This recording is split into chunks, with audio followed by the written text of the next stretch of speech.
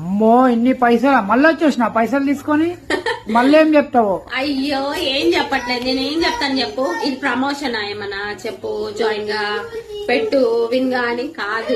ఇది నాకు యూట్యూబ్ లో వచ్చింది, అంటే నా ఛానల్ యూట్యూబ్ లో ఉంది కదా, దానికి వచ్చిన అమౌంట్ అన్నమాట. సో నాకు చాలా మంది సపోర్ట్ చేసినందుకు నేను 50% పెట్టుకొని 50% మీకు ఇద్దాం అనుకుంటున్నాను.